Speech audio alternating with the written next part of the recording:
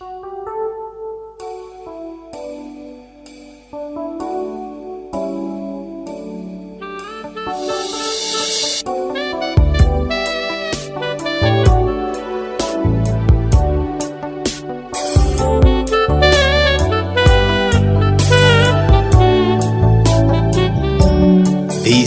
is the Voice Movement, the fight for the soul of individuals, communities, nations, countries, and the globe.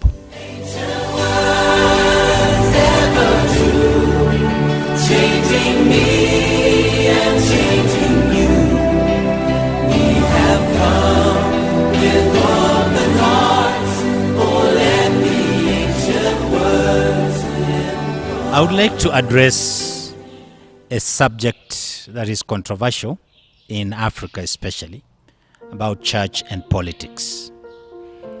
What should be the relationship between church and politics? And I'll begin by, first of all, expounding what a church is. What is a church? From the Bible and from theological understanding, the word church was translated from a Greek word ecclesia.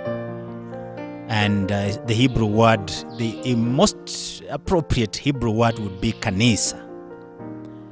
And Swahili people would understand that faster. So, church is an ecclesia. What is ecclesia? Where did this word come from? Well, the Old Testament does not have an explicit usage of that word, ecclesia. The New Testament uses it more because most of the writings were in Greek language. But to translate it directly would be assembly. The word church would mean assembly. And assembly in this case would not be in the sense of the word of a gathering of religious people, but assembly is a gathering of professionals who legislate for institutions, countries, and nations. So an assembly or an ecclesia would be a legislative council of God. That is what Jesus said he would build. He would build an ecclesia and the gates of hell would not prevail against it. So the council of people that make decisions for cities, for countries, is called an ecclesia. A council of people that rule, govern, bring order to nations and to communities would be called an ecclesia. So Jesus, in short, said that he would start an assembly or a parliament or a government. So church is actually government.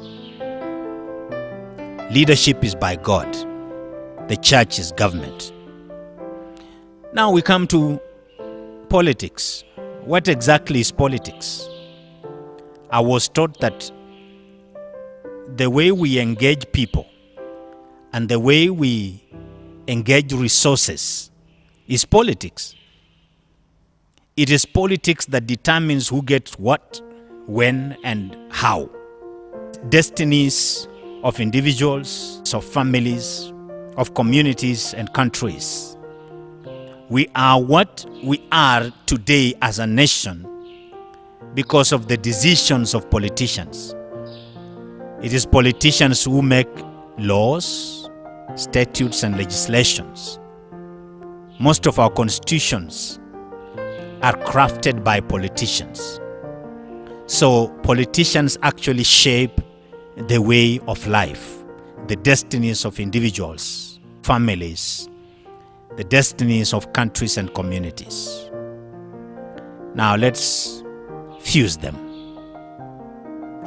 If ecclesia is an assembly, if ecclesia is rulership by God or governance by God, and politics is the way people are ruled or governed and the way resources are distributed, then I would be bold enough to tell the country and to tell the church and the politicians and governments that we have lost a very important aspect of governance. That is the church. The church is the focal point of leadership of any nation. The church should be the government. Not individuals coming from church to participate in government. No. Government should be handed over to church. Because if the mandate of Christians is to bring the kingdom of heaven on earth, and we know the kingdom of heaven is a good thing, then they would be better positioned to handle the affairs of men than to use a different method to get leaders. And so, every person that is born again, a man of God, is supposed to be finding a way of taking over government. We're not supposed to be sitting there waiting to be given donations for politicians to come to church and to our organizations and help us. We are supposed to be supplying leaders to nations, to institutions. Our work is to supply the leaders. Anybody that is not a man of God, is not a preacher, is not born again, has not been called by God for any ministry, has no gift of the Holy Spirit, should never be found in political leadership. Because politics is what defines individuals, and individuals need to be guided by God. So, what is the relationship between church and politics? And I would boldly say that all politics must be managed by the church. All nations must submit to the church for political guidance. And the church must supply politicians to the nation as a beginning. But the correct position should be the government must be handed over to the church. Yes, that is the Bible and that is the truth. Let us go back to the beginning. Let's go back to the Bible. Thank you for listening. Romans 8:19. For the creation waits with eager expectation for the children of God to be revealed.